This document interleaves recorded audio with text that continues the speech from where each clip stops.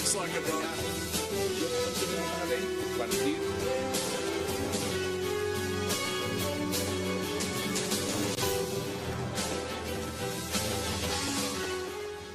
Bienvenidos a 360 grados, una visión global de la noticia, un espacio para debatir sobre todo lo que sucede en Colombia y en el mundo. Y vamos de inmediato, vamos a saludar a esa cámara que está allá, vamos de inmediato a saludar a nuestra audiencia y por supuesto también a ver los temas que vamos a debatir esta noche. Porque vamos a tener un especial, vamos a hacer por supuesto todo un barrido de lo que está pasando en Siria. En este caso, el presidente del Premio Nobel de los Estados Unidos, Barack Obama, está esperando que se dé luz verde para iniciar cuanto antes una intervención bélica en Siria. El caso es que el mandatario estadounidense está a la espera de que el Congreso de su país le dé la aprobación para entrar a actuar cuanto antes sobre Siria, por el argumento de evitar que el régimen de Bashar al-Assad continúe usando armas químicas contra la población civil. Todo, por supuesto, basado en informes de la CIA y de la inteligencia francesa. La gran pregunta en este momento es si debe entrar o no Obama con sus bombarderos y misiles a Siria. Tema de debate esta noche en 360 y no se muevan, que ya en segundos le damos la bienvenida a nuestros invitados.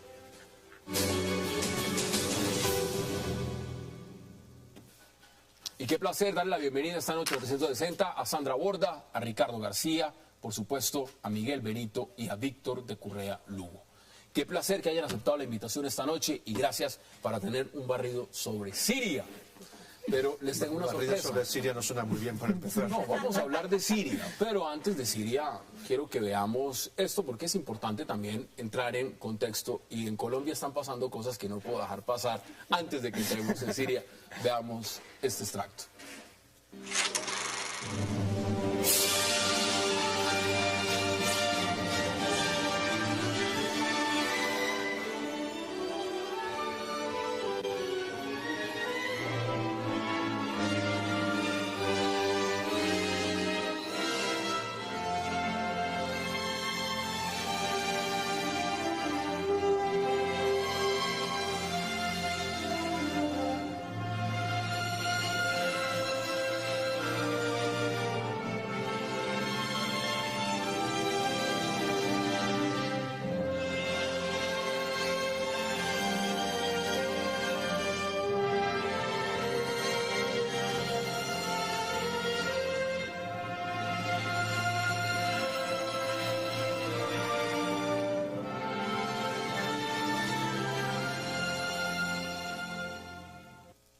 Esa banda sonora de Lo que el viento se llevó es magnífica, ganadora de premio Oscar.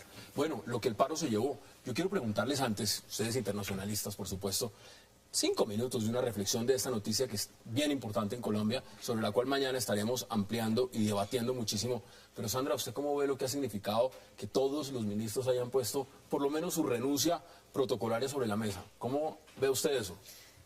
Bien, yo creo que la versión más optimista de lo que está pasando es que el gobierno finalmente está ejerciendo o está siendo objeto de algún nivel de responsabilidad por lo que sucedió con los paros y con el sector agrario.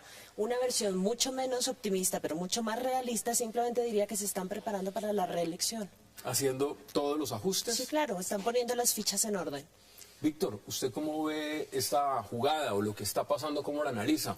A ver, yo lo que siento es que es un juego donde movemos ficha para mantener los mismos en diferentes puestos. Yo no tengo grandes expectativas de que van a haber cambios de fondo, van a haber cambios de puesto, algo de maquillaje, pero que la política se sigue manejando de cara a una reelección, de cara al proceso de paz y de cara a buscar legitimidad interna. ¿Siguen los mismos con los mismos? Entonces, ¿podemos decir que se van unos de la Unidad Nacional para que entren otros? Hombre, en términos de élites la cosa no va a cambiar sustancialmente. Miguel, ¿cómo lo percibe usted? Bienvenido. Muchas gracias, Julián. Lo primero que ver estas imágenes ha sido conocer a algún ministro, porque hasta la fecha algunos de ellos era... ¿Usted no sabía cuáles eran? Sí, o sea, ¿quién tiene esa cartera? Y dice, no se sabe. No se sabe quién es invisible. Entonces es bueno conocerles en este momento de dolor para ellos, presentar la renuncia, o si sea protocolaria, pero bueno, está bien hacerse con sus caras. Por lo demás, es una novedad, porque a Santos le ha costado mucho deshacerse de sus funcionarios civiles, cosa que no le pasaba con sus funcionarios militares. O sea, con es otra cosa. Los militares les salían rapidito, pero los civiles le ha costado más deshacerse, incluso embajadores con algunos problemas encima, que renuncian 3 veces y no se les acepta. En fin. ¿Ve algún nombre usted ahí de los que no conoce o ya conoce o acaba de conocer de acuerdo a lo que el paro se llevó que le parezca a usted tenga la salida inminente o no se atreve a dar pronóstico? No, no me atrevo a dar pronósticos porque es eso, ahora hay que empezar a pesarlos electoralmente, pero la idea es que de cara a unas elecciones tienen que ser visibles. Yo Visibles. tengo una apuesta de alguien que no sale, Dígame uno que no sabe. bajo ninguna circunstancia, comunicaciones. Muy bueno, el ministro Molano, que es el único. Es lo de demostrar en que es materia el de único que gestión. realmente ha hecho una Aparentemente gran labor. es lo de demostrar en materia de Una gestión. gran A algunos internacionalistas nos gustaría que la Cancillería quedara en otras manos. Por ejemplo, ¿él tiene algún nombre? No, no tengo nombres, pero me basta con que haya un cambio. Un cambio en la Cancillería. Bueno, Mucho cuidado Ricardo, con lo ¿qué? que deseas. exacto. Espero que no sea para peor, ¿no? Que no sepa peor. Bueno, Los gobiernos colombianos de uno u otro signo político, más o menos en forma común, tienen una serie de cuadros que nombran en los ministerios de manera competente, son competentes bajo cierta formación, tienen su profesión bien aquí en determinada universidad y con su especialización en Estados Unidos, pero no están probados en el manejo de crisis reales.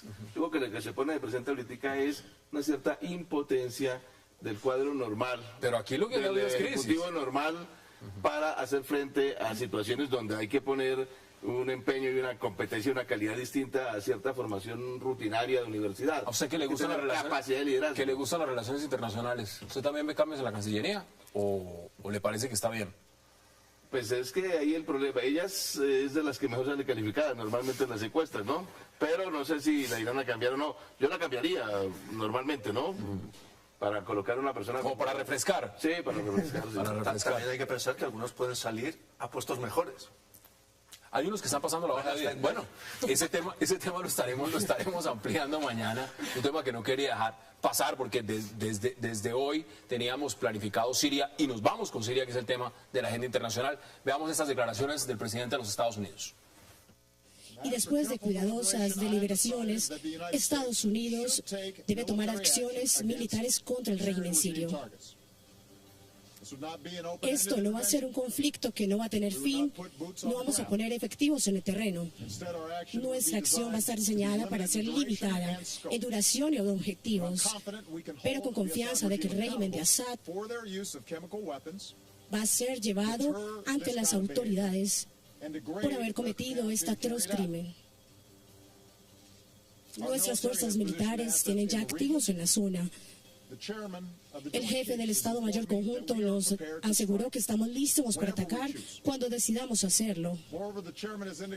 Sandra, es indudable que lo que está pasando en Siria es grave, es muy grave y que necesita encontrar alguna solución. Que el Premio Nobel de Paz vaya a la guerra, ¿usted se había imaginado esa opción? Pues mire, a mí lo que me parece más preocupante no es necesariamente que se vaya o no se vaya a la guerra, sino las circunstancias bajo las cuales lo va a hacer.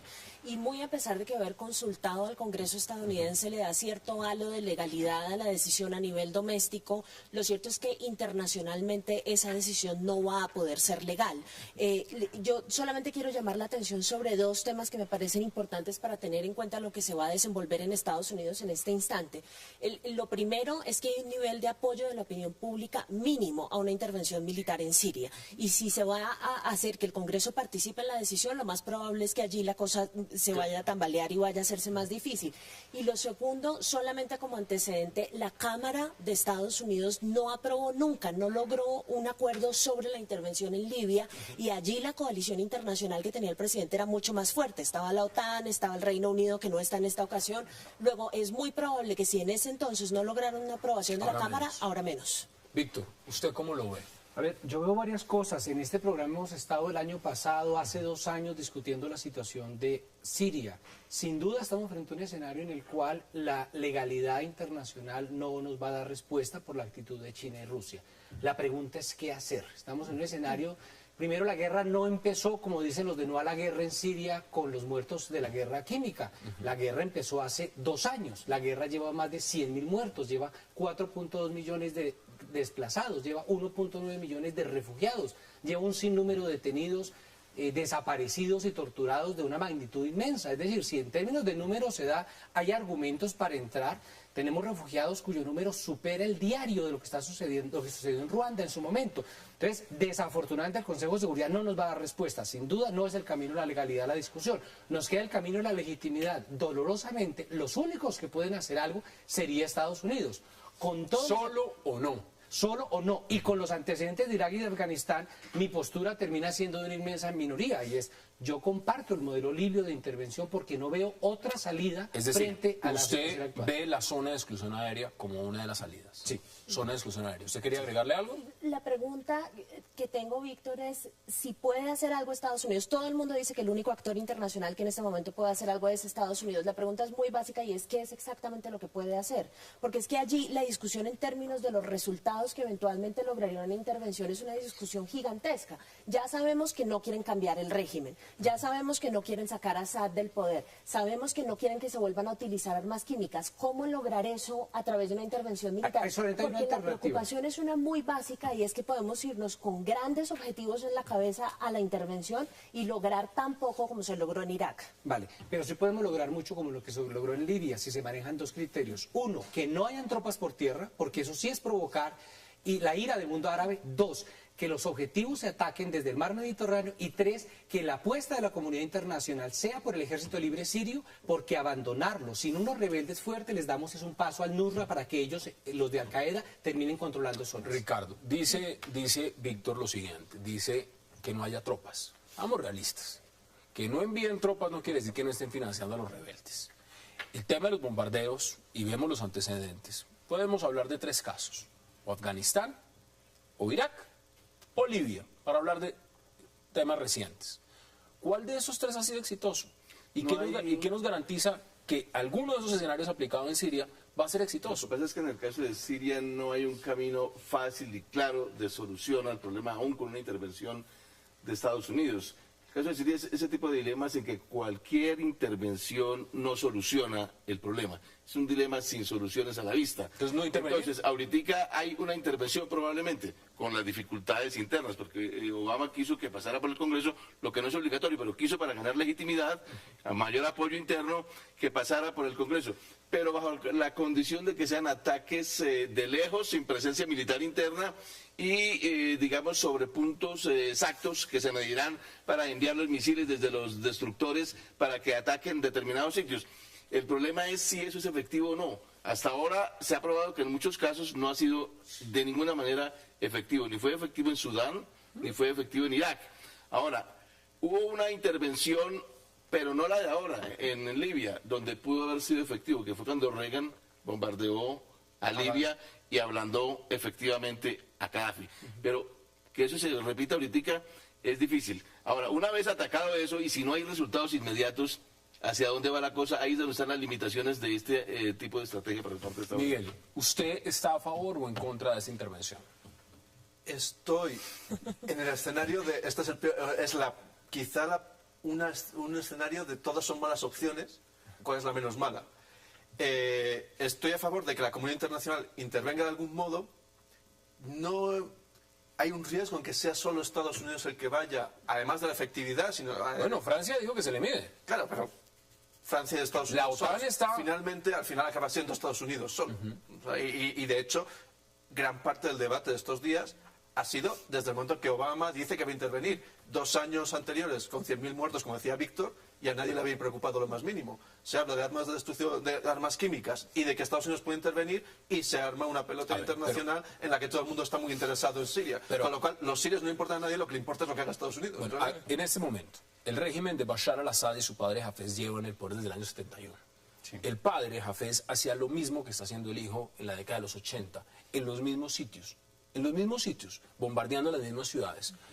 No podemos decir que los Estados Unidos y la comunidad internacional no sabían lo que estaba pasando. Sabían perfectamente lo que estaba pasando. Decidieron en ese momento, por razones de la geopolítica, de la geoestratégica, decir, no intervenimos. En este caso van 100.000 muertos, pero están diciendo lo siguiente, hay una línea roja. Yo les pregunto a ustedes, ¿cuál es la línea roja? ¿La línea roja son los 100.000 muertos? ¿La línea roja es el armamento químico? ¿La línea roja es el gasarín? ¿La línea roja cuál es? ¿Es los refugiados? ¿Cuál es la línea roja? Pero Obama la definió claramente, digamos, cuando establecieron la famosa línea roja, la idea era que el uso de armas químicas era lo último que le iba a tolerar la comunidad internacional al gobierno sirio en contra de la oposición. Entonces, digamos, la línea Pero roja... se le están tolerando. Es decir, hay muchos países que hasta el momento dicen, yo no me meto en Siria. Claro, lo que pasa es que ponerse en la posición de Estados Unidos en este momento genera una ambivalencia grandísima porque hay dos discursos discursos que no son desde ningún punto de vista complementarios. Uno es el discurso de la responsabilidad internacional, ¿no? Entonces tienen una responsabilidad frente a una crisis humanitaria que son los únicos que tienen el poder militar de resolver. Pero el otro lado de la moneda es el de aquellos que acusan constantemente a Estados Unidos de estar interviniendo militarmente en otras partes para asegurarse el logro de ciertos intereses que en este caso no está muy claro cuáles son. Entonces, de ninguna forma puede satisfacer esos dos intereses. Luego, cualquier decisión que tome Estados Unidos frente a Siria es una decisión que lo va a dejar en una posición frente a la comunidad internacional muy tremendamente difícil. Ahora, los únicos que sí están ganando mucho con esto son los demócratas al interior de Estados Unidos, porque le están poniendo a los republicanos un tema al interior del Congreso con el que los republicanos no quieren lidiar, porque es el tema en el que están más divididos. Entonces, esto sí ponerlo en el Congreso sí tiene un rédito político claro para el gobierno. Ya les doy la palabra, vamos a nuestra primera pausa en 360 y ya regresamos para seguir hablando, por supuesto, de la crisis en Siria y la difícil situación en la que se encuentra el presidente Barack Obama, esperando luz verde del Congreso para intervenir militarmente en el país.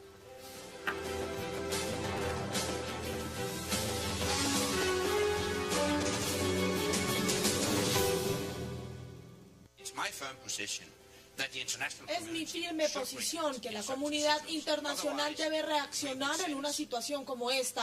De lo contrario, nosotros enviaremos una señal muy peligrosa a los dictadores en todo el mundo, que ellos pueden utilizar armas químicas sin ninguna reacción de la comunidad internacional.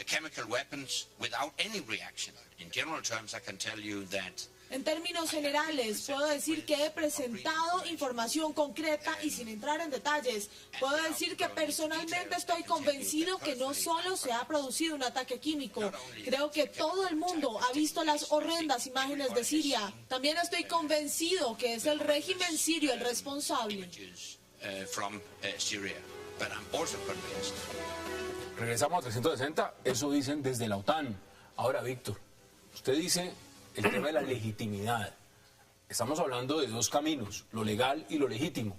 Pero evidentemente Sandra también pone algo que vale la pena debatirlo, y es que esto es una decisión política. Claro. Esto es una decisión que, si estamos viéndolo en el contexto del Consejo de Seguridad, están amarrados. Sí, no podemos esperar respuesta del Consejo de Seguridad. Yo quiero invitar a que pensemos dos escenarios interesantes. Uno es el escenario de Normandía, 1944, y la resistencia francesa, y el otro el levantamiento del pueblo polaco en Varsovia en el 44 también. Si los Estados Unidos no participan, podemos decirle, no participen porque ustedes representan el imperialismo. ¿Acaso no estábamos esperando en Varsovia que Stalin cruzara el río, como estábamos esperando que no abandonaran a un pueblo? Resultado, 250.000 muertos y 85% de los edificios de Varsovia destruidos. Entonces, con esto no estoy haciendo una apología a lo que está haciendo Estados Unidos, y sé que hay matices, pero quiero llamar la atención a que desafortunadamente hacer un llamado a que vaya Haití en coalición con Mozambique a salvar a los sirios es tonto. Y frente a eso estamos ante un dilema doloroso. La responsabilidad de proteger. Cuando estábamos en Darfur, cuando estábamos en Somalia, gritamos que haga algo la comunidad internacional. No podemos utilizar, y con esto termino, la lógica del raponero, ¿no? Cójanlo, y cuando lo cogen gritar, suéltenlo. Eso pero a ver, es poco inteligente. Pero esa es la lógica que está utilizando la Liga Árabe, porque lo que uno encuentra acá es un discurso doble en privado y en público. Entonces, en privado, todo el tiempo los líderes de los países que hacen parte de la Liga Árabe están invitando a Estados Unidos a que resuelva la crisis en Siria. Y en público, ningún país miembro de la Liga Árabe, ni la Liga en su totalidad, ha sido capaz de decir que apoyan el ataque militar de Estados Unidos en Siria. Pero, a ver, veámoslo también. Esto es un vecindario en llamas. Tenemos intervención en Irak, un país invadido. Tenemos a países de la región, por supuesto, que acaban de atravesar por primavera árabe, donde Libia es un caos. Túnez ha vivido un proceso de transición. Egipto, y hablemos. Lo que significa la estabilidad también coyuntural, después de lo que pasó en Afganistán, podemos decir que hay una grave crisis y los países de la OTAN dicen, yo no me quiero ir a la guerra. Por lo menos hay muchos que dicen, yo no quiero una intervención. Y es legítimo. Lo que yo les pregunto es, esto es un escenario donde el país va a tener que salir a entrar en una crisis mayor a la que se enfrenta. Es decir, el régimen de Bashar al-Assad está masacrando a su pueblo. Eso es cierto.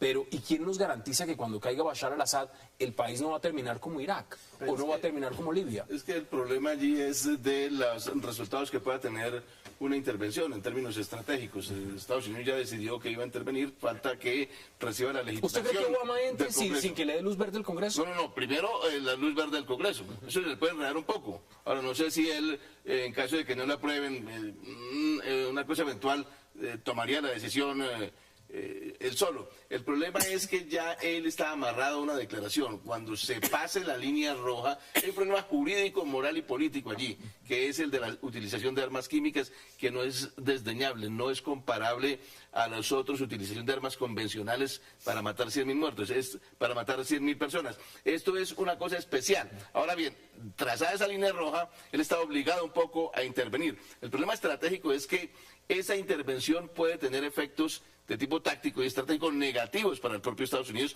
que es a lo que él le ha tenido miedo. No enredarse en un pantano del cual no pueda salir después. Ese es el tema tremendo. El vicecanciller sirio ha dicho, y lo estoy leyendo textualmente desde BBC, dice: el odio a los Estados Unidos se va a volver a incrementar. Se va a incrementar salvajemente en la región. Esa es la razón por la cual los líderes de los países árabes no quieren dar apoyo absoluto a la intervención militar, porque saben perfectamente que hacen eso y se van a quedar sin la votación para ganar las próximas elecciones. O sea, la opinión pública en el mundo árabe es altamente, se encuentra todo el tiempo en contra de las intervenciones militares de Estados Unidos. Pero hay un antecedente importante. La pregunta es si uno quiere que la intervención logre un efecto simbólico, que es el efecto disuasor de que la próxima vez que a alguien se le ocurra utilizar armas químicas se acuerde de lo que pasó en esta ocasión y no lo haga. Y yo creo que eso es digamos, es un objetivo que me suena a mí demasiado suave como para irse con todas las fuerzas militares a Siria. Miguel. Hay una cuestión ahí que lo apuntaba Víctor, del intervencionismo. Irak mató el intervencionismo humanitario, o cualquier forma de intervencionismo quedó muy dañado por Irak. O sea, todas las excusas y pretextos que se ponen en Irak, envueltos en lenguaje de intervencionismo humanitario, derrocar al tirano, promover la democracia, tienen este efecto, que es que ahora, cuando suenan las palabras, aquellas palabras nos recuerdan mucho a la palabra. Claro, por eso, Irak está aquí, está muy encima. Con la diferencia de que Irak era más legítimo porque eran armas de destrucción masiva que sí amenazaban directamente la seguridad de Estados Unidos. O eso decía el discurso. No existían, pero eso decía el discurso. Pero es que este discurso no contiene ninguna amenaza explícita a la seguridad de Estados Unidos. Pero Obama lo convirtió en discurso de seguridad nacional. A ver, el problema es lo que dices, ya he tomado la decisión porque es una amenaza a la seguridad nacional de Estados Unidos. El problema de la Ahora sí quiero que el legitimidad. Congreso vote. La mirada de los internacionalistas es que siempre hacemos el problema de lo que eso representa. Yo quiero llamar la atención sobre lo que están pidiendo los sirios. Como ustedes saben, yo he ido varias veces a Siria y lo que la gente le está diciendo a uno es: nos están masacrando, hagan algo. Ellos no están en el debate sobre si eso representa una plataforma para atacar a Irán o qué repercusiones tiene eso en la economía rusa. Lo que les importa es otro tipo de cosas. Segundo elemento, cuando se dice no injerencia internacional, perdón, es que ya hay tropas de Hezbollah allí, hay tropas de los guardianes de la revolución iraní y hay presencia rusa. Entonces, frente a esto, hablar de no injerencia, pues me parece ¿Hay mercenarios? Un discurso. Claro que hay mercenarios, sin duda, de todo lado. Pero ¿qué guerra no los ha habido? No, yo pregunto lo siguiente, porque en el caso de Libia, justamente cuando se planteó el tema de la zona de exclusión aérea, decían, bueno, Gaddafi está trayendo fuerzas armadas, mercenarias, pagas para enfrentar a los rebeldes. Acá lo que estamos viendo es una fuerza rebelde que va a terminar siendo financiada por la comunidad internacional y ya lo está haciendo. ¿Sí? Con el legítimo, podemos decirlo, derecho de tumbar a un dictador que lleva años en el poder. Mire, Hassan, es que el problema de la legitimidad tiene un doble aspecto. Uno es apoyarse en una filosofía que es proteger a la sociedad civil, que está amenazada por armas químicas. Ese es uno, ese es de entrada. Pero hay otro problema en la legitimidad que es a posteriori, que es la eficacia del ataque. Ahí es donde está el problema. Claro. ¿Será eficaz el ataque? Eso se resuelve, lo legitiman si es eficaz. ¿Qué dicen los estrategas gringos que apoyarían esos ataques con misiles desde lejos? Que fallan, Que además. debilitarían a Assad, a Bashir al-Assad. Solo si lo debilitaran podría ser eficaz y legitimarse posteriormente. Y si no lo debilitan... ¿Usted le cree, si no lo usted le debilitan, cree en este momento, que es la pregunta que se hacen muchos, Miguel lo decía, el tema de Irak, ¿usted le cree a la ONU cuando está diciendo la ONU, aquí se utilizó armamento químico, y luego dice, este armamento químico lo usó las fuerzas de Bashar al-Assad? ¿Usted cree en ese informe de la ONU? Le recuerdo Irak. Recuerdo lo que hizo Irak y la ONU con el tema del armamento y las supervisiones y lo demás, y en el año 2013 metieron a Irak 1 millón de civiles muertos y veamos el escenario de lo que es Irak hoy en día. Continúa un problema. Bueno, entonces, ¿hay que creerle a la ONU en este caso? Pero una aclaración, porque es que no es solo la ONU. Médicos Sin Fronteras, con quien yo trabajé, sacó un informe de 1.600 personas con síntomas neurotóxicos, de los cuales 335 murieron. Me rehúso a decir que Médicos Sin Fronteras hace parte de la CIA o un complot internacional. Pero es que lo que entonces, está por eso, no es si se usó o no se usó pero yo arma quiero, química, permítame, sino quién ordenó. Ahí vemos imágenes de lo que es Irak y de lo que significó Irak. Por eso, voy a decirlo en dos tiempos. Uno, se usaron armas químicas sin duda. Sin duda. No es el caso de Irak, donde se suponieron. Y segundo, la coordinación, la presencia de ataques continuos y el uso sistemático acompañando los ataques de fuerza aérea le hace uno permitir concluir que lo usó el régimen. Es decir, no me digan que fue un accidente, que ahora se inventaron 8 accidentes a la misma hora en 8 ciudades diferentes, no se lo cree nadie. No, el mismo informe de la CIA, que es mucho más preciso, digamos, detalla específicamente que los lugares desde donde fueron activadas las armas y disparadas y demás son lugares bajo el control del régimen. Entonces, digamos, hay evidencia de que efectivamente sí hay línea de mando en el uso de armas químicas. La pregunta sigue siendo, sin embargo, y quiero volver al tema de la eficacia, ¿con qué argumento se va a llevar a cabo el ataque? Porque es que es el argumento que lleva a Estados Unidos a invadir militarmente lo que permite que uno tenga un criterio claro para saber si fue eficaz o no. Entonces, hasta ahora hay 2 opciones y todavía no han decidido cuál van a usar. Una es la responsabilidad de proteger, que es la que usted mencionaba hace un instante, la de proteger a los civiles que están siendo objeto de estos ataques. Y otra es la de la disuasión, que es el simplemente enviarle el mensaje a la comunidad internacional de que no se puede usar armas químicas hoy en día y que Estados Unidos no va a tolerar ese comportamiento en el régimen internacional. Y lo que hacen es enviar unos Tomahawks o lo que sea, unos bombarderos y bombardean las pero esos son 2 cosas, pero esos son 2 cosas. No, pero esos son 2 cosas distintas, son 2 criterios distintos que dependen de qué argumento utiliza el gobierno estadounidense para atacar. Pero si no debilitan al gobernante, deja de ser eficaz el mensaje mismo que querían. Si debilitan al gobernante, toda la crítica de que Estados Unidos toma partido y deja de ser un... Y que no ha hecho nada. Y que no ha hecho nada. Vamos a la pausa y ya regresamos para seguir debatiendo sobre Siria aquí en 300 de Santos.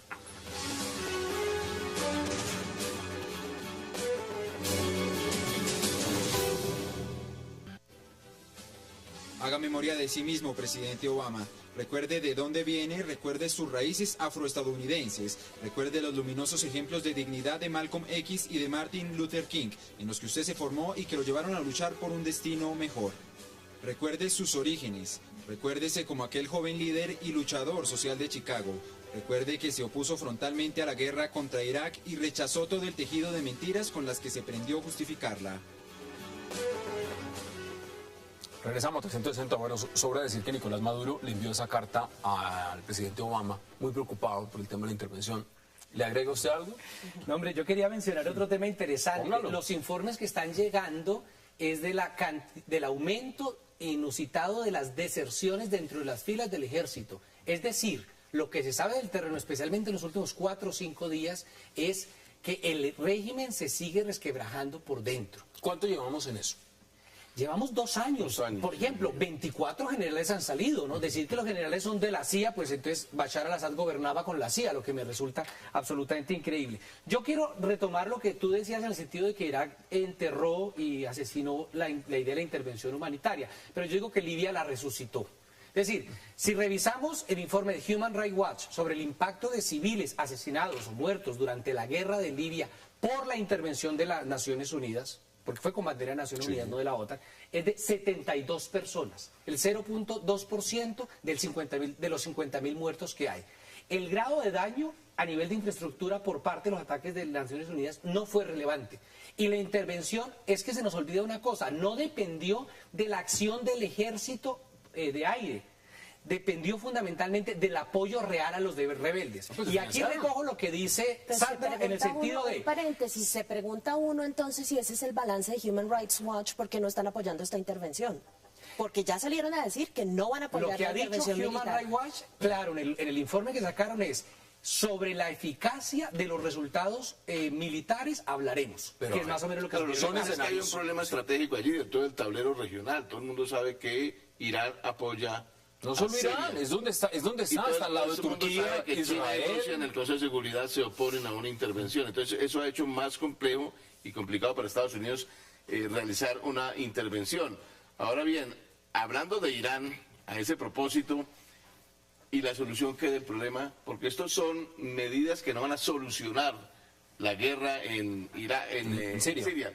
Pero y la solución, hay algunos que plantean que la cosa podría ser un poco más envolvente, que podría ser ciertos ataques muy puntuales como los plantea Obama, pero simultáneamente aprovechar mucho un acuerdo con Irán, a fin de poder disminuir la tensión con Irán y conducir a Irán en el evento de que Rouhani, el nuevo presidente, se acomodara a eso, se viniera a eso, propiciar un cierto acercamiento a Estados Unidos-Irán a fin de, por ese lado, disminuir el apoyo de Irán y más bien convertirlo en su contrario, en inducir a Siria a una cierta situación más favorable a llegar a acuerdos, digamos, en términos de solución al problema. Siria está controlada por los alawitas, una minoría del país, que es lo que representa Bashar al-Assad y toda la línea de poder que está.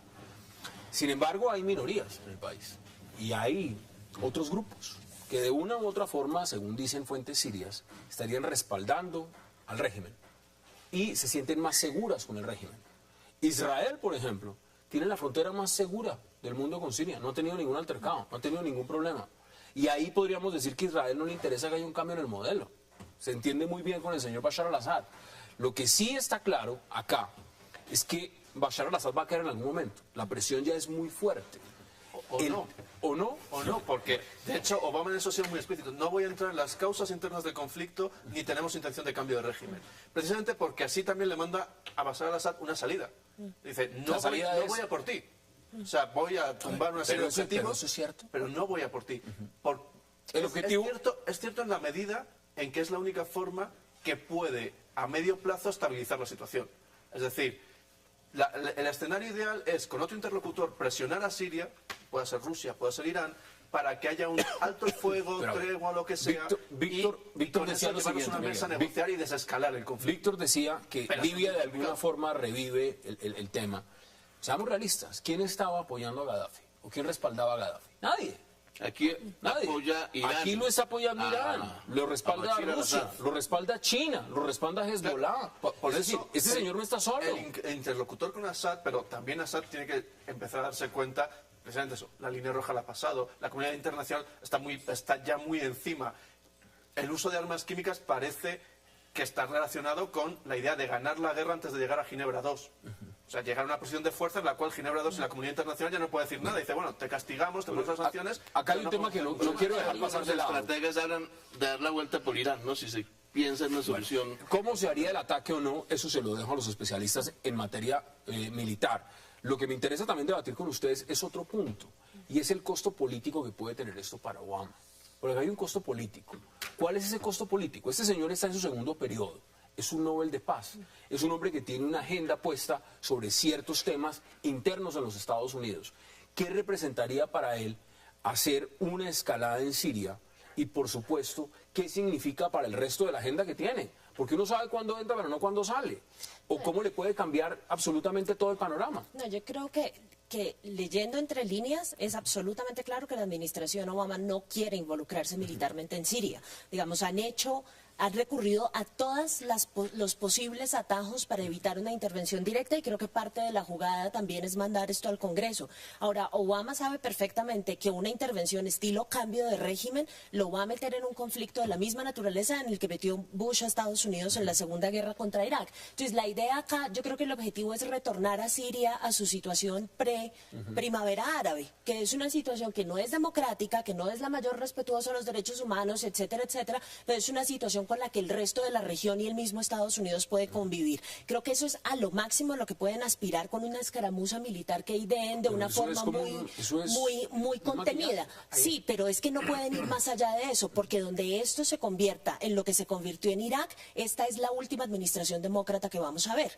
Sí, porque es que los que se van a la guerra y saben hacer la guerra bien son los republicanos, no son los demócratas. Bueno, pero hay una cosa que yo quisiera precisar, a ver. El éxito de esta confrontación depende de un ejército de tierra, y ese ejército de tierra puede ser el ejército libre sirio. Es decir, tengamos en cuenta en el debate los agentes locales y la capacidad de agencia que tiene el pueblo sirio como tal. El no apoyar al ejército libre sirio sí va a permitir que la plata que está llegando de Kuwait y de Qatar, perdón, de Kuwait especialmente, termine alimentando y creciendo al Nusra, que ha ido creciendo, o sea, el grupo pro Al-Qaeda dentro de Siria, que ha tenido un crecimiento realmente exponencial. Rusia dice que aquí se está favoreciendo a Al-Qaeda. Literalmente lo dice. Dice, Estados Unidos, en el momento en que llegue a financiar o a atacar una intervención militar en Siria, es Al-Qaeda al contrario. El dilema lo convierte en o Bashir al-Assad o Al-Qaeda, dicen algunos, ¿no? Sí, que pero yo creo que ahí hay dos debates. Uno, el debate de Chechenia, donde se asesinaron los líderes moderados y dejaron solo a los yihadistas, y el debate de Somalia, donde las cortes islámicas, que eran una esperanza, fueron sacrificadas para dar paso al Shabab.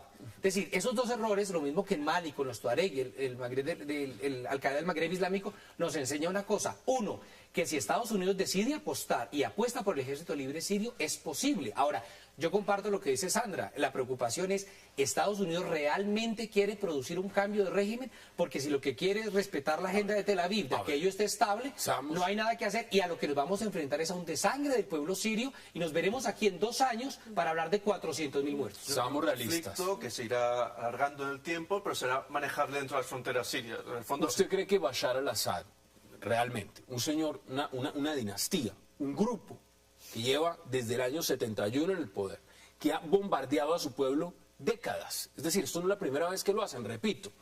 ¿Va a llegar un bombardeo de los Estados Unidos y va el señor Bashar al-Assad y se va a meter debajo de la cama?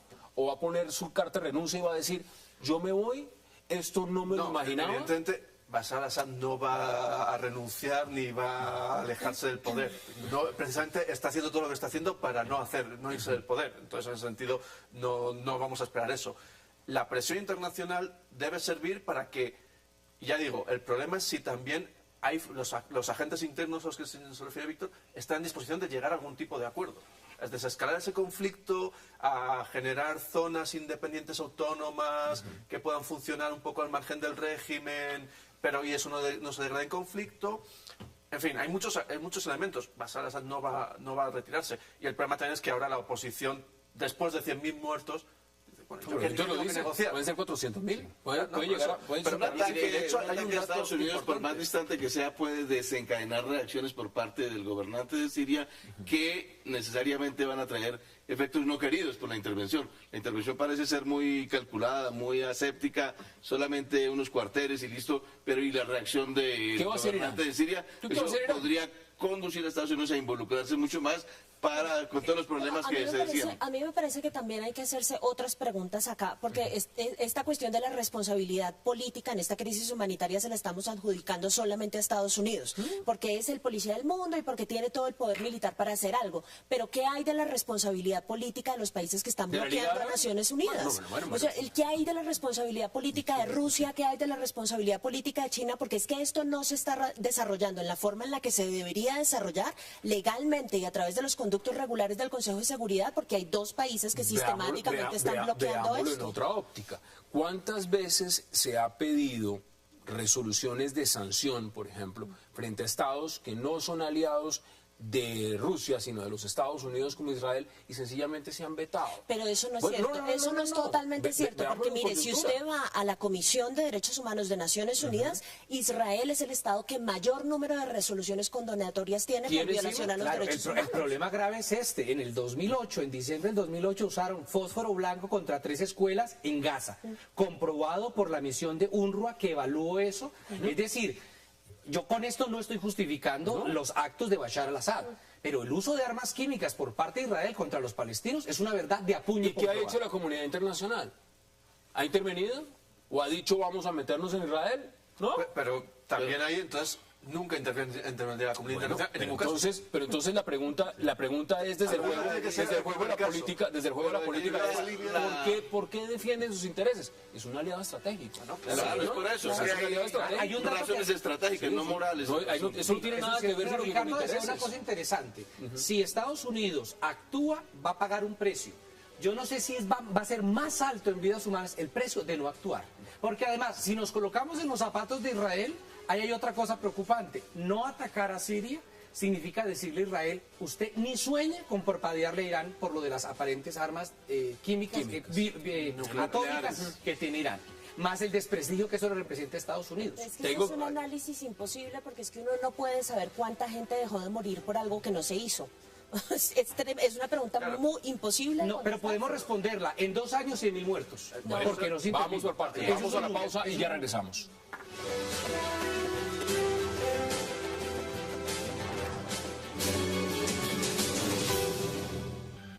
Chemical weapons have been used. Everyone acknowledges their use. Las armas químicas se han utilizado, todo el mundo reconoce su uso. Nadie duda que los hombres inocentes, mujeres y niños han sido víctimas de ataques con armas químicas en Siria. Y no hay duda de quién es el responsable de este uso atroz de las armas químicas en Siria, el régimen sirio. Porque sabemos que el régimen sirio son los únicos que tienen las armas químicas. Además, ellos las han utilizado varias veces en el pasado. Y para hablar sobre la entrega de armamento, se ha determinado acabar con los lugares que han sido atacados por las armas químicas. Regresamos a 360. Ricardo, tiene la palabra. A ver, vamos a partir del supuesto de que Obama va a atacar a Siria como lo ha previsto. Un escenario, el negativo para ellos, que haya una especie de escalamiento por la respuesta que dé Bashar al-Assad. Y la cosa se complica y hay más muertos, más víctimas y una prolongación del conflicto y un involucramiento mayor de Estados Unidos con todas las complicaciones que eso significa, según lo ha demostrado la experiencia iraquí. Pero hay otro escenario que calculan algunos estrategas, que esto se convierta en una cierta presión, digamos, sobre un gobernante, no un derrocamiento, no un derrocamiento de un régimen, sino una presión efectiva que conduzca con un juego diplomático y militar al mismo tiempo a una correlación de fuerzas más favorable al ejército libre de Siria y con la intervención de Irán poder acercar un escenario mucho más favorable a un acuerdo en el lapso de un año. No hay que olvidar que en esta primavera árabe el señor Saleh en Yemen salió después de un bombardeo a su palacio, se quemó y eso provocó que renunciara. Dijo, me voy. Sí, también puede ser. No me voy a quedar acá que me maten. Y Gaddafi salió de Libia. Y Gaddafi salió. Ahora, acá hay una pregunta también y quiero que empecemos. Perdón, Hassan, y en la única vez que fue efectivo eso, en realidad hubo cambios posteriores de Gaddafi en la época en que lo bombardearon, mucho antes, en un cierto ablandamiento que le permitió abrir un nuevo panorama de reconciliación con Europa, con Estados Unidos, etc. Acá hay un tema que me interesa preguntárselos a ustedes y es el contexto humanitario. Porque evidentemente la idea, el discurso, la retórica política que se vende es nosotros vamos a entrar en Siria por razones humanitarias. Vamos a proteger a los civiles. ¿Usted cree en esa versión? Pues no hay otra. Eso es todo lo que tenemos en este instante, porque lo que ha demostrado Estados Unidos una y otra vez es que claramente no tiene un interés estratégico como el que tenía en Irak, por ejemplo. Y esa es la razón por la cual es tan reticente a la intervención. Eso le da más validez, la pregunta que uno debería hacerse es si ningún Estado alrededor del mundo actúa con base en principios morales y humanitarios, ¿es legítimo pedirle a Estados Unidos que lo haga? ¿Usted qué opina, Víctor? A ver, yo a estas alturas, primero, reconozco que la crisis humanitaria es de una dimensión impresionante, creo que todos la conocemos y aceptamos los números que hay, los dramas humanos que hay. A mí ya no me importan por qué entran, me importa es que entren. Que entren. Me importa que haya una acción concreta, porque hay dos cosas claras. La paz fracasó en el proceso de la Liga Árabe. Los acercamientos que hizo la Liga Árabe en el 2011 fracasaron. Los acercamientos, incluyendo los observadores sobre el terreno, los acercamientos que hizo Kofi Annan como máximo responsable, fracasó. Consejo de Seguridad. Fracasó. Es decir, hasta este momento, y perdonen mi pesimismo, yo solamente veo una salida militar. Aquí estamos discutiendo es cómo sería y quiénes lo harían, el cómo y el quién, pero el qué de la salida militar, yo desafortunadamente no veo otra. Y dentro de esa salida militar, colocaría en un segundo lugar las causas que mueven a Estados Unidos siempre y cuando eso evite, porque a lo que nos estamos enfrentando es a un genocidio, y lo he argumentado jurídica y políticamente porque considero que sí hay una responsabilidad de entrar allí de la comunidad internacional, máxime cuando están usando armas ¿Qué químicas. piensa usted entonces cuando el Parlamento británico dice nosotros no vamos? Porque hay un juego político de querer arriesgarse o no querer arriesgarse. En Darfur, recuerden que dijeron, perdón, en Ruanda dijeron, hay algo como genocidio, actos de genocidio. Más o menos. Sí, más o menos. Pues, no, hombre, lo que hay es un genocidio y eso obliga a la comunidad internacional jurídica y moralmente a actuar. Miguel, usted en este momento, el señor Barack Obama se juega en esa delgada línea, donde está buscando ese apoyo y no ese apoyo. La pregunta, vuelvo a lo mismo, es el argumento. tema humanitario. ¿Usted cree en ese argumento? En este momento no veo, como Sandra, no veo otros intereses muy evidentes, por eso Obama está intentando ponerse de lado y salirse de esa, además de por las cargas financieras de los dos conflictos en Afganistán y en Irak. Y hay que tener una cosa en cuenta: 2 años en Siria, más de 100.000 muertos, desde 1958 Colombia 220.000. La aceleración de ese conflicto sirio es brutal. Pero sin guerra civil, ¿no, chino? Y hay que tener también otra cosa en cuenta. Y usted sabe qué pide Colombia, ¿no? Colombia dice que se mantenga la paz en Siria. A propósito de lo de Colombia, a propósito de Colombia, póngale cuidado, porque esto lo que puede ser es un acto de preparación para después decir, apoyamos a Naciones Unidas en sus esfuerzos de paz, pero como no funcionaron, ahora apoyamos en la intervención militar a Estados Unidos. Y esta va a ser entonces la segunda vez que Colombia apoya en una guerra absolutamente ilegal a Estados Unidos en la misma región del mundo. Y probablemente, me atrevo a predecir, nos vamos a quedar solos en la región. No, a mí lo que me impacta es, bueno, de la Cancillería uno no puede impactarse ya mucho, pero cuando dicen Colombia pide que se mantenga la paz en Siria, yo me pregunto, ¿qué paz en Siria hay en este momento? Pues cuando vino el presidente palestino, la señora Holguín dijo que ella no quería que Colombia reconociera el Estado palestino porque eso crearía un conflicto en Oriente Medio cuando la ocupación está desde el 67. ¿No? Pero queremos ser mediadores del conflicto árabe-israelí, que quede claro. Porque tal conflicto no existe. No se les olvide que ahorita estábamos viendo lo que el paro se llevó y posiblemente ahí no haya cambios. En materia de intervención militar humanitaria no hay blanco sobre negro. Primero se interviene por razones humanitarias, pero luego les toca quedarse allí. Y una vez les toca quedarse allí por motivos ya no humanitarios, sino políticos, es cuando vienen escenarios un poco complicados para cualquier país como Irak, ¿no? No hay blanco sobre negro ahí, eso es complicado. Pero miren, cuando la intervención a Irak, evidentemente muchos se preguntaban, los iraquíes se van a quedar con un nuevo país, con una democracia y lo demás, y eso no existe. Lo que tenemos es un caos de país y está más cerca de Irán ahora que de los propios iraquíes. Si vemos lo que está pasando, evidentemente en Afganistán, fueron por los talibán y ahora tienen que sentarse a negociar con los talibán para ver cómo se van a quedar de nuevo los mismos que fueron a sacar con el país. ¿Quién se va a quedar con Siria? Esa es una de las preguntas que se hacen muchos. Si usted lo tuviera que responder en 30 segundos, Víctor, ¿quién se va a quedar con Siria? Te respondo con el corazón. Los sirios y especialmente la gente que se está moviendo en los comités de coordinación local y el Ejército Libre Sirio. Y una última cosa. Irak es una cosa, Afganistán es otra, Libia es otra. Entonces, cuando a veces presentamos todo eso en un solo saco, me parece que es muy peligroso para la pedagogía que podamos hacer. ¿Quién se va a quedar con Siria? ¿Los sirios? No sabemos quién se va a quedar con Siria y yo estoy de acuerdo en que no hay que poner todo en el mismo saco, pero el poder de la analogía en política internacional es una cosa gigantesca. Yo lo único que creo es que esto va a tener el resultado súper paradójico de que el debate dentro del Congreso, yo no estoy segura de que eso vaya a salir también a propósito, el debate en el Congreso va a ser lo único que le va a salvar la elección a los demócratas. Si no, si Estados Unidos llega a intervenir militarmente, el Congreso lo aprueba, adiós a Hillary Clinton a la próxima. En su aspiración en el 16. Sí. Demos sus conclusiones. Hay una preocupación diplomática colateral que no hay que perder de vista. La gente está preocupada, los actores internacionales, por la reacción de Rouhani, el nuevo presidente de Irán. Si él reaccionara de alguna manera y diera gestos y mensajes, podría ser más alentador la posibilidad de un arreglo a mediano plazo en este terrible y desgarrador conflicto de Siria, que de algún modo tiene que terminar en un acuerdo. ¿Quién se queda con Siria, Miguel? Y concluimos ese debate. Dependerá de cómo se combinen 3 niveles. Uno, el terreno, el de los sirios. De los sirios, el régimen y la oposición, cómo se resuelva esa pugna. 2, el regional, ese que es el más callado y posiblemente el más sucio, donde está la pugna de poder verdaderamente dura entre Irán, Turquía, las monarquías del Golfo. Las monarquías del Golfo. Y luego es el tercer nivel que vemos en el Consejo de Seguridad de Naciones Unidas, donde están Rusia, China, Estados Unidos, Gran Bretaña y Francia. Bueno, hasta aquí hemos llegado. Gracias por compartir con nosotros y con los televidentes lo que es un análisis sobre la crítica situación en Siria. Sandra Borda, como siempre, un verdadero placer. Víctor de Correa, gracias. Por supuesto, Ricardo García y Miguel Benito, gracias por aceptar la invitación.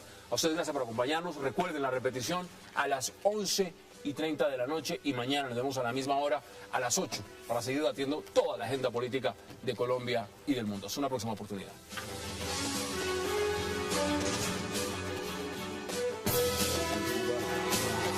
Like a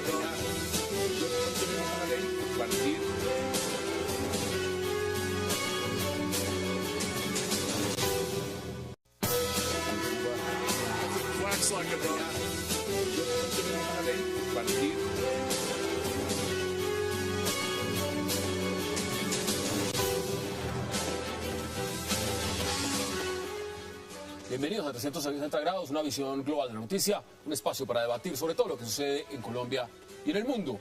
Y vamos de inmediato, vamos a saludar a esa cámara que está allá, vamos de inmediato a saludar a nuestra audiencia y por supuesto también a ver los temas que vamos a debatir esta noche. Porque vamos a tener un especial, vamos a hacer por supuesto todo un barrido de lo que está pasando en Siria. En este caso, el presidente del Premio Nobel de los Estados Unidos, Barack Obama, está esperando que se dé luz verde para iniciar cuanto antes una intervención bélica en Siria. El caso es que el mandatario estadounidense está a la espera de que el Congreso de su país le dé la aprobación para entrar a actuar cuanto antes sobre Siria, por el argumento de evitar que el régimen de Bashar al-Assad continúe usando armas químicas contra la población civil. Todo, por supuesto, basado en informes de la CIA y de la inteligencia francesa. La gran pregunta en este momento es si debe entrar o no Obama con sus bombarderos y misiles a Siria. Tema de debate esta noche en 360 y no se muevan, que ya en segundos le damos la bienvenida a nuestros invitados. ¿Es decir que se van unos de la Unidad Nacional para que entren otros? Hombre, en términos de élites la cosa no va a cambiar sustancialmente. Miguel, ¿cómo lo percibe usted? Bienvenido. Muchas gracias, Gerardo. Lo primero que ver estas imágenes ha sido conocer a algún ministro, porque hasta la fecha algunos de ellos eran... ¿Usted no sabía cuáles eran? Sí, o sea, ¿quién tiene esa cartera? Y dice, no se sabe. No se sabe quién es. Invisible. Entonces es bueno conocerles en este momento de dolor para ellos, presentar la renuncia o si sea protocolaria, pero bueno, está bien hacerse con sus caras. Por lo demás, es una novedad, porque a Santos le ha costado mucho deshacerse de sus funcionarios civiles, cosa que no le pasaba con sus funcionarios militares. O sea, con es otra cosa. Los militares les salían rapidito, pero los civiles le ha costado más deshacerse, incluso embajadores con algunos problemas encima que renuncian 3 veces y no se les acepta. En fin. ¿Ve algún nombre usted ahí de los que no conoce o ya conoce o acaba de conocer de acuerdo a lo que el paro se llevó, que le parezca a usted tenga la salida inminente o no se atreve a dar pronósticos? No me atrevo a dar pronósticos porque es eso, ahora hay que empezar a pesarlos electoralmente, pero la idea es que de cara a unas elecciones tienen que ser visibles. Yo tengo una apuesta de alguien que no sale. Dígame uno que no sale. Bajo ninguna circunstancia, comunicaciones. Muy bueno, el ministro Molano, que es el único. Es lo de demostrar en materia de gestión. Realmente ha hecho una gran labor. Es lo de demostrar en materia de gestión. A algunos internacionalistas nos gustaría que la Cancillería quedara... Y qué placer darle la bienvenida esta noche a 360 a Sandra Borda, a Ricardo García, por supuesto a Miguel Benito y a Víctor de Currea Lugo. Qué placer que hayan aceptado la invitación esta noche y gracias para tener un barrido sobre Siria. Pero les tengo una sorpresa. Sobre Siria no suena muy bien para empezar. No, vamos a hablar de Siria, pero antes de Siria quiero que veamos esto porque es importante también entrar en contexto y en Colombia están pasando cosas que no puedo dejar pasar antes de que entremos en Siria. Veamos este extracto.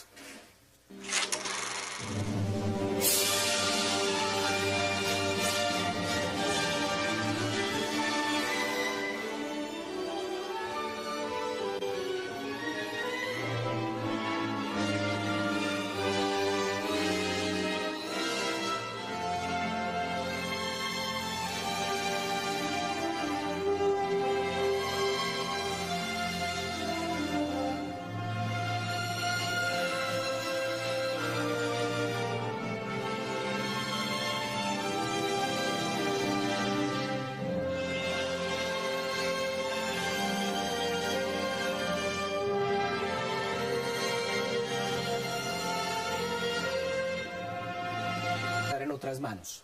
Por ejemplo, ¿tiene algún nombre? No, no tengo nombres, pero me basta con que haya un cambio. Un cambio en la Cancillería. Bueno, Ricardo. Sí, exacto.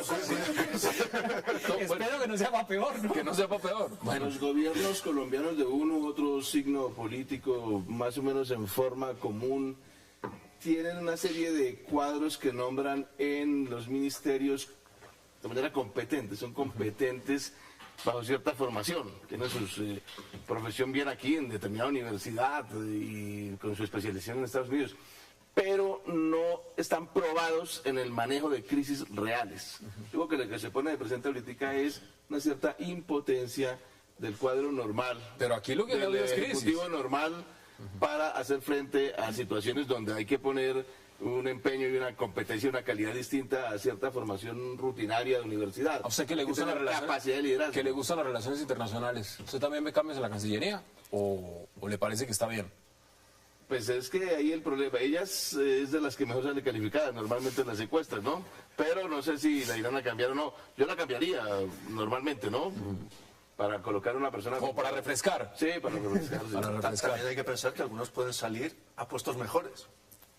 Hay unos que están pasando la baja de bien. Bueno, ese tema lo estaremos ampliando.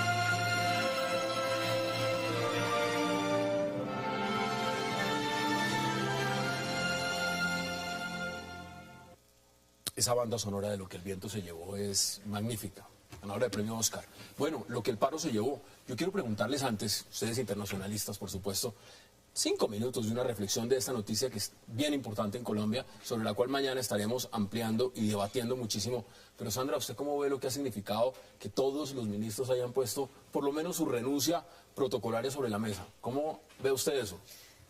Bien, yo creo que la versión más optimista de lo que está pasando es que el gobierno finalmente está ejerciendo o está siendo objeto de algún nivel de responsabilidad por lo que sucedió con los paros y con el sector agrario. Una versión mucho menos optimista, pero mucho más realista, simplemente diría que se están preparando para la reelección. ¿Haciendo todos los ajustes? Sí, claro, están poniendo las fichas en orden. Víctor, ¿usted cómo ve esta jugada o lo que está pasando, cómo la analiza? A ver, yo lo que siento es que es un juego donde movemos ficha para mantener los mismos en diferentes puestos. Yo no tengo grandes expectativas de que van a haber cambios de fondo, van a haber cambios de puesto, algo de maquillaje, pero que la política se sigue manejando de cara a una reelección, de cara al proceso de paz y de cara a buscar legitimidad interna. ¿Siguen los mismos con los mismos? Entonces, podemos